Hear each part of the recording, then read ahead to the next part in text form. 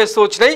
లేటెస్ట్గా వచ్చిన ALN survey వైఎస్ఆర్సీపీకి ఏకంగా 149 స్థానాలు రాబోతున్నాయని చెప్పి మిగతా 26 స్థానాలు మాత్రమే చంద్రబాబు కూటమి గెలవబోతుంది. గత ఎన్నికలతో పోలిస్తే 3 పార్టీలు కలిసినా కూడా 3 స్థానాలు మాత్రమే ఎక్కువ వస్తున్నాయని చెప్పి ఆ సర్వే చెప్తోందనమాట. ఒకసారి ఏఎల్ఎన్ సర్వే రిపోర్ట్ ఏంటన్నది డీటెయిల్గా చూసే ప్రయత్నం చేద్దాం. సో ఇది ఏఎల్ఎన్ సర్వే మొత్తం జిల్లాల వారీగా ఏ నియోజకవర్గాల్లో ఏ పార్టీకి ఎంత మెజారిటీ, ఆయా సీట్లలో ఎంత మెజారిటీ ఏ అభ్యర్థికి వస్తాయనేది కూడా చాలా క్లారిటీగా ఇచ్చారనమాట. అవన్నీ డీటెయిల్గా చెప్పుకుందాం. ఫస్ట్ ఆఫ్ ఆల్ వీళ్ళు గుర్తించిన అంశాలేంటి, ఏ పారామీటర్లు వీళ్ళు సర్వే చేశారన్నది ఒకసారి డీటెయిల్గా మాట్లాడుకున్నాక మిగతా జోలికి వెళ్దాం. The survey was meticulously conducted on a constituency by constituency basis across the state spanning a period of 31 days. This comprehensive approach ensured detailed insights and nuanced data reflective of each constituency's unique political landscape. So constituency by constituency బేసిస్లో మొత్తం అంటే ఒక్కొక్క నియోజకవర్గం నుంచి 500-600 samples తీసుకున్నామని చెప్పి వాళ్ళు mention చేశారనమాట. టోటల్ శాంపిల్ సైజ్ వచ్చేసి 90,604. The allocation of seats among the party was determined according to the survey as వైఎస్ఆర్సీపీకి 149 స్థానాలు, టీడీపీ కూటమికి 26 స్థానాలు, కాంగ్రెస్కు 0, అదర్స్కు 0. సో గత ఎన్నికలతో పోలిస్తే గతంలో అంటే టీడీపీ సోలోగా పోతే 23 సీట్లు వచ్చినాయి. ఈసారి 3 పార్టీలు కలవడం వల్ల ఒక 3 సీట్లు పెరిగినట్టయిందనమాట. ఇకపోతే ఓట్ షేర్ ఎట్లా ఉండొచ్చు ఈసారి అనేది వీళ్ళు మెన్షన్ చేశారు. The vote share distribution of determined by the survey for each party is as follows. YSRCP 51%, టీడీపీకి కూటమికి 40%, కాంగ్రెస్కు 4%, అదర్స్కు 4%.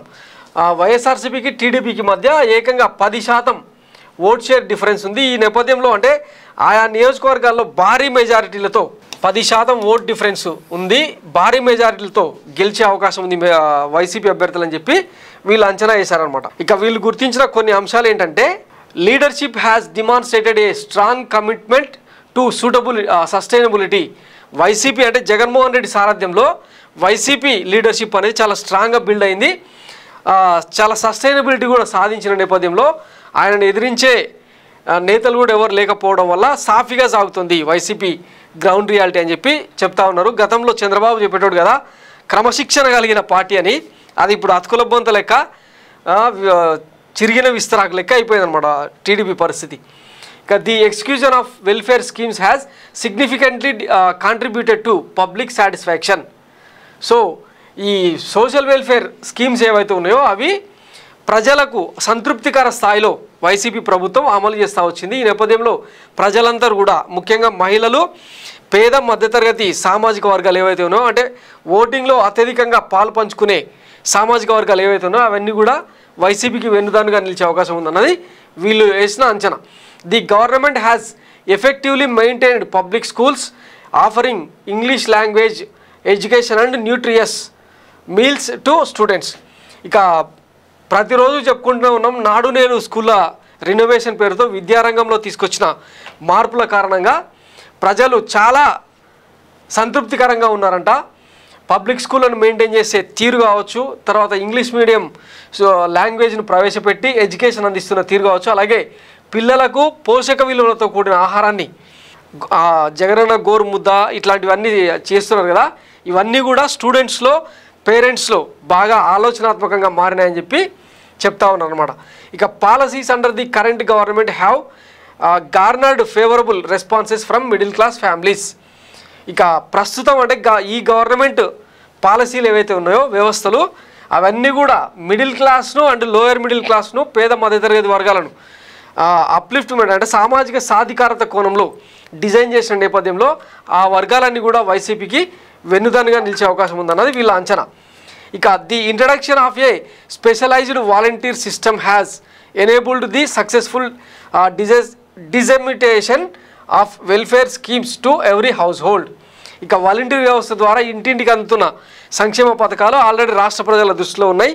ఈ వాలంటీర్ వ్యవస్థ మీద కూడా ఈ టీడీపీ పచ్చమంద ఎట్లాంటి కుట్రలు అమలు చేస్తుందో చూస్తూనే ఉన్నాం. గత నెలలో ఈ వాలంటీర్ సిస్టమ్ను బార్ చేసి పెన్షన్లు ఇంటింటికే ఇవ్వాలి అని చెప్పి ఒక లెటర్ ఇవ్వడంతో నిమ్మగడ్డ రమేష్ చౌదరి లాస్ట్ టైం ఎంత పెంట అయిందో చూసిరు కదా. ఈసారి కూడా అంటే వాలంటీర్లను పక్కకు తప్పించిన గ్రామ సచివాలయాల్లో పెన్షన్లు పంచొద్దని చెప్పి మరొక ఏమంటారు కంప్లైంట్ ఇవ్వడంతో టీడీపీ శ్రేణులే కంప్లైంట్ ఇవ్వడంతో ఈసారి బ్యాంకులలో జమ చేస్తాం, వెళ్ళి బ్యాంకులలో తెచ్చుకోండి, వెళ్ళలేని వాళ్ళకు కదలేని వాళ్ళకు ఇంటికి తెచ్చిస్తామని చెప్పి గవర్నమెంట్ చెప్తా వస్తుందన్నమాట.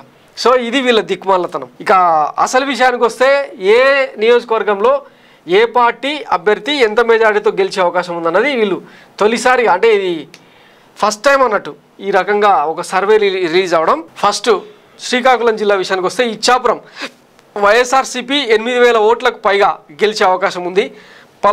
పలాసలో వైఎస్ఆర్సీపీ 14,000కు పైగా మెజారిటీతో గెలిచే అవకాశం ఉంది. టెక్కలిలో టీడీపీ 17,000 మెజారిటీతో గెలవబోతుంది. పాతపట్నంలో వైఎస్ఆర్సీపీ 10,000కు పైగా ఓట్ల మెజారిటీతో గెలవబోతుంది.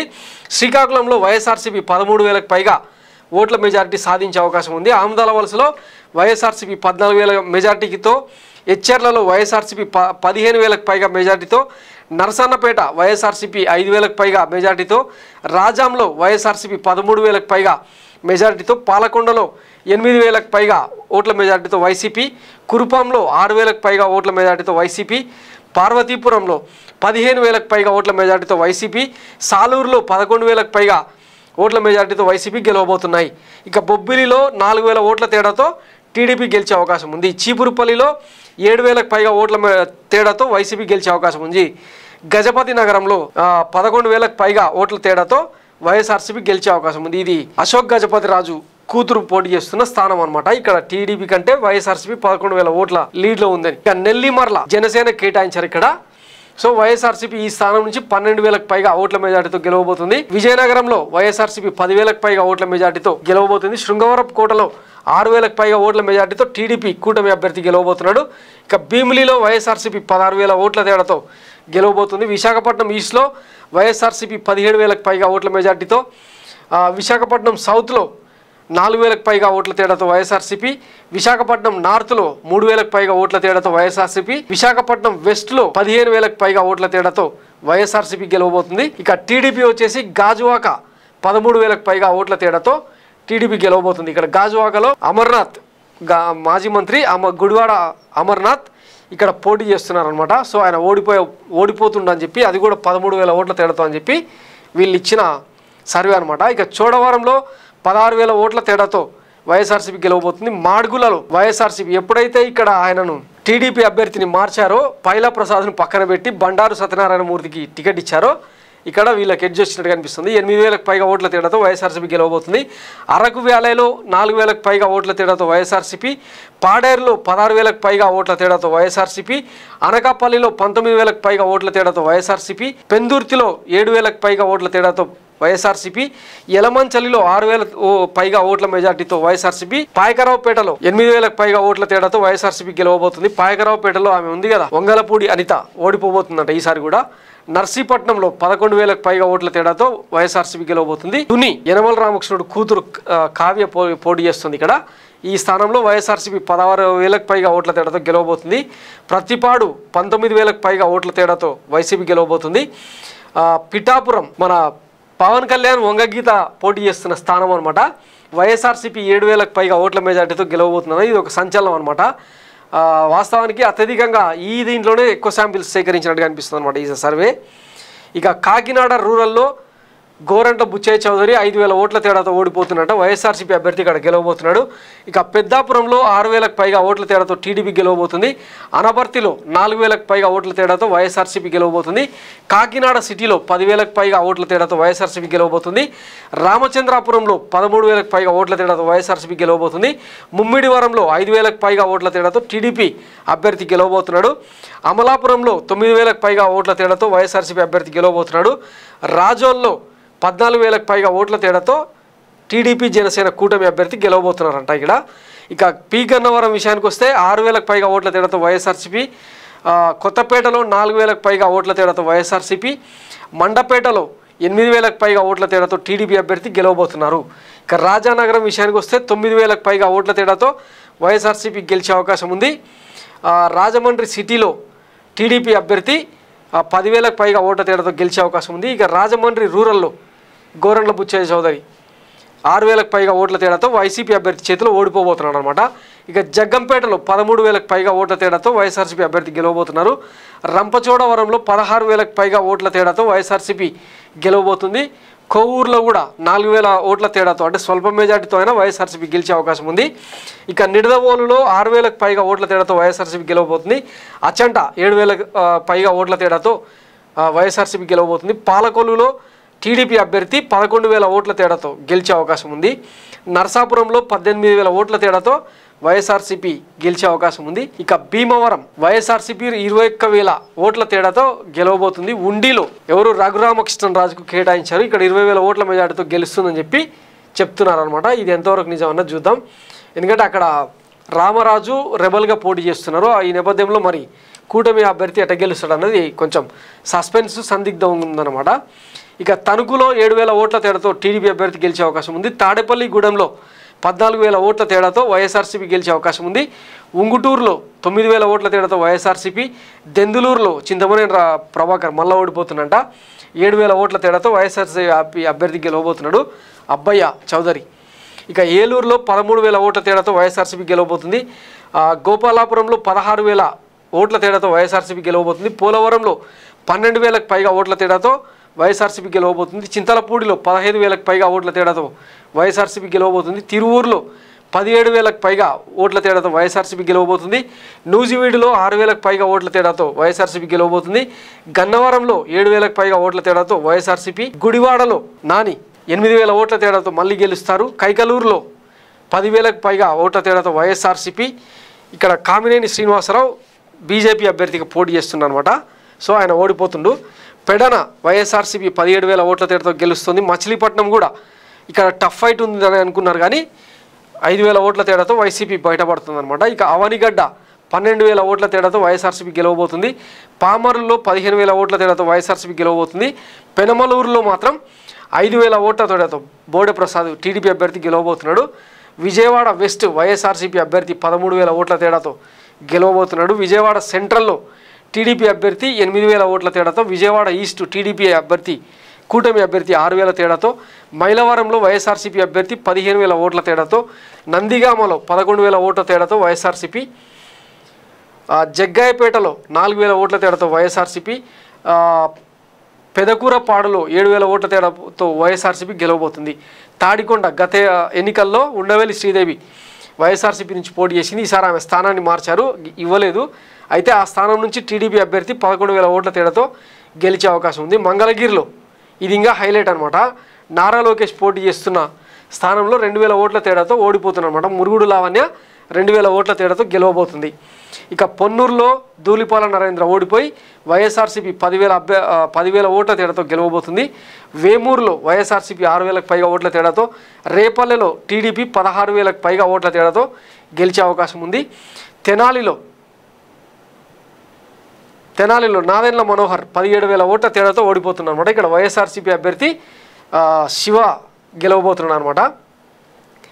బాపట్ల 4,000 ఓట్ల తేడాతో వైఎస్ఆర్సీపీ గెలవబోతుంది. ప్రతిపాడు టీడీపీ 3,000 ఓట్ల తేడాతో, గుంటూరు వెస్ట్ 15,000 ఓట్ల తేడాతో టీడీపీ గెలవబోతుంది. గుంటూరు ఈస్ట్ వైఎస్ఆర్సీపీ 13,000 ఓట్ల తేడాతో గెలవబోతుంది. ఇక చిలకలూరిపేట ప్రతిపాటి పుల్లారావు 16,000 ఓట్ల తేడాతో గెలుస్తాడని చెప్తున్నారు. నర్సరావుపేట వైఎస్ఆర్సీపీ 8,000 ఓట్ల తేడాతో గట్టెక్కుతుంది. సత్తెనపల్లిలో వైఎస్ఆర్సీపీ అంబటి రాంబాబు ఓడిపోతాడని మెజార్టీ సర్వేలు చెప్తున్న నేపథ్యంలో ఈ ఏఎల్ఎన్ సర్వే మాత్రం 4,000 ఓట్ల తేడాతో గెలుస్తాడని చెప్తున్నారు. ఇక వినుకొండలో వైఎస్ఆర్సీపీ 16,000 ఓట్ల తేడాతో గెలవబోతుంది. గురజాలలో 19,000 పైగా మెజార్టీతో వైఎస్ఆర్సీపీ గెలవబోతుంది. ఇక మాచర్లలో పిన్నెల్లి రామకృష్ణారెడ్డి మళ్ళొకసారి వైఎస్ఆర్సీపీ తరఫున 7,000 ఓట్ల తేడాతో గెలవబోతున్నాడు. ఎర్రగొండపాలెంలో 6,000 ఓట్ల తేడాతో వైసీపీ అభ్యర్థి గెలవబోతున్నారు. దర్శిలో టీడీపీ టఫ్ ఫైట్ ఉంటుందని అనుకున్నారు కానీ 8,000 ఓట్ల తేడాతో వైసీపీ గెలవబోతుంది. పర్చూరులో 11,000కు పైగా ఓట్ల తేడాతో వైసీపీ గెలవబోతుంది. అద్దంకిలో 16,000కు పైగా ఓట్ల తేడాతో వైసీపీ, చీరాలలో 19,000 పైగా మెజార్టీతో వైసీపీ, సంతనూతలపాడు మాత్రం 7,000 ఓట్ల తేడాతో టీడీపీ అభ్యర్థి గెలవబోతున్నారు. ఇక ఒంగోలులో వైఎస్ఆర్సీపీ అభ్యర్థి 5,000తో, కందుకూరులో 6,000తో, కొడ్డపిలో 4,000తో, మార్కాపురంలో 10,000 ఓట్ల తేడాతో వైసీపీ అభ్యర్థులు గెలవబోతున్నారు. ఇక గిద్దలూరు, కనిగిరి, కావలి, ఆత్మకూరు, కొవ్వూరు, నెల్లూరు సిటీ, నెల్లూరు రూరల్, సర్వేపల్లి, గూడూరు నెల్లూరు జిల్లాలోని మొత్తం అన్ని స్థానాల్లో కూడా వైసీపీ అభ్యర్థులు గెలవబోతున్నారు. గిద్దలూరు 13,000 ఓట్ల మెజారిటీతో, కనిగిరిలో 5,000 ఓట్ల మెజారిటీతో, కావలిలో 9,000 ఓట్ల మెజారిటీతో, ఆత్మకూరులో 14,000 ఓట్ల మెజారిటీతో, కొవ్వూరులో 6,000 ఓట్ల మెజారిటీతో, నెల్లూరు సిటీలో 4,000 ఓట్ల మెజారిటీతో, నెల్లూరు రూరల్లో 8,000 ఓట్ల మెజారిటీతో, సర్వేపల్లిలో 9,000 ఓట్ల మెజారిటీతో, గూడూరులో 10,000 ఓట్ల మెజారిటీతో, సుల్లూరుపేటలో 6,000 ఓట్ల మెజారిటీతో వైసీపీ అభ్యర్థులు గెలవబోతున్నారంట. ఇక వెంకటగిరి, ఉదయగిరిలో కూడా వైసీపీ అభ్యర్థులదే విజయం. అంటే నెల్లూరులో ఒక్క సీటు కూడా కూటమికి లేదు. 13,000, 16,000 ఓట్ల తేడాతో ఈ అభ్యర్థులు గెలవబోతున్నారు. ఇక కడప జిల్లా విషయానికి వస్తే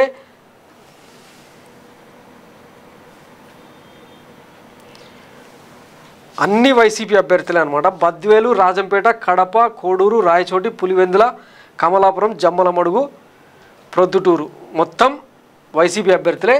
మెజారిటీలు ఎంత ఉన్నాయంటే 4,000, 6,000, 7,000, 11,000, రాయచోటిలో 18,000, పులివెందులలో 21,000 ఓట్ల తేడాతో వైఎస్ జగన్మోహన్ రెడ్డి 21,000 ఓట్ల తేడాతో గెలుస్తారని ఇచ్చిర్రు. కమలాపురంలో 20,000, జమ్మలమడుగులో 7,000, ప్రొద్దుటూరులో 14,000, మైదుకూరులో 9,000. ఇక కర్నూలు జిల్లా విషయానికి వస్తే ఆళ్లగడ్డ, శ్రీశైలం, నందికోట్కూరు, పాణ్యం, నంద్యాల, బనగాలపల్లె, డోను, పత్తికొండ అన్నీ కూడా వైసీపీ గెలవబోతుంది.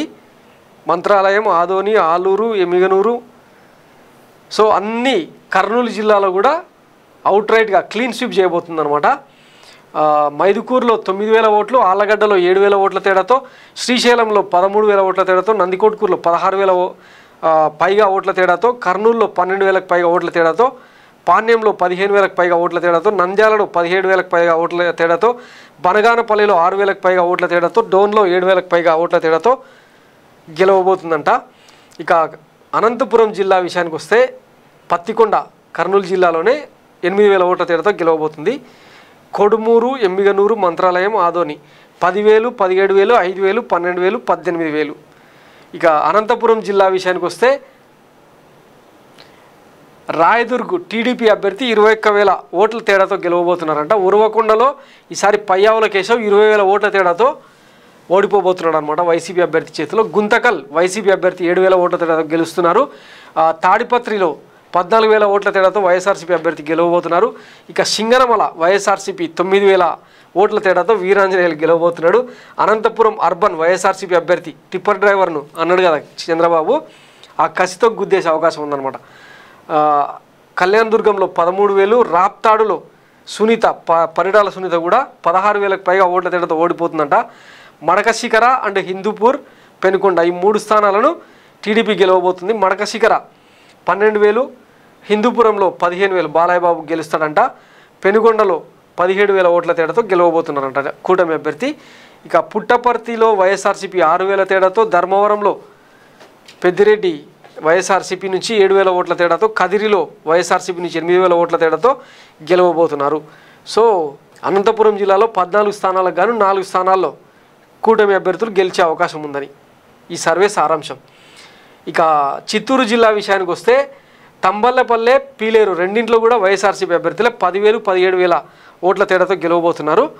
మొత్తం ఆల్మోస్ట్ కుప్పం ఒకటి 19,000 ఓట్ల తేడాతో చంద్రబాబు గెలవబోతున్నారని చెప్పి ఇలా ఏఎల్ఎన్ సర్వే. మదనపల్లెలో అందరూ వైసీపీ అభ్యర్థులే 13,000 ఓట్ల తేడాతో, పొంగునూరులో 16,000 ఓట్ల తేడాతో, చంద్రగిరిలో 8,000 ఓట్ల తేడాతో, తిరుపతిలో 4,000 పైగా ఓట్ల తేడాతో, శ్రీకాళహస్తిలో 16,000 పైగా ఓట్ల తేడాతో, సత్యవేడులో 19,000 పైగా ఓట్ల తేడాతో, నగరిలో సైతం ఆర్కే రోజా ఎదురెదుతున్నారన్న చాలా సర్వేలు అంచనా వేసిన నేపథ్యంలో ఆమె 7,000 ఓట్ల తేడాతో గట్టెక్కుతుందని చెప్పి ఇలా సర్వే చెప్తుందన్నమాట. గంగాధర నెల్లూరులో 6,000 పైగా ఓట్ల తేడాతో, చిత్తూరులో 8,000, పూతలపట్టులో 11,000, పలమనేరులో 16,000 అని చెప్పి చెప్తున్నారు.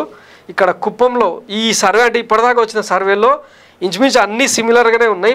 కాకపోతే ప్రతి సర్వేలో కూడా పిఠాపురంలో పవన్ కళ్యాణ్ అవుటు, కుప్పంలో చంద్రబాబు డౌటు, మంగళగిరిలో ఒకటి మాత్రమే లోకేష్ సేఫ్ జోన్లో ఉన్నాడని చెప్పి చాలా సర్వేలు చెప్పిన నేపథ్యంలో ఈ సర్వే మాత్రం నారా లోకేష్ 2,000 ఓట్ల తేడాతో ఓడిపోతాడు, కుప్పంలో మాత్రం చంద్రబాబు 19,000 ఓట్ల తేడాతో గెలవబోతున్నారని చెప్పి చెప్పింది మాత్రం ట్విస్ట్ అనమాట ఇక్కడ.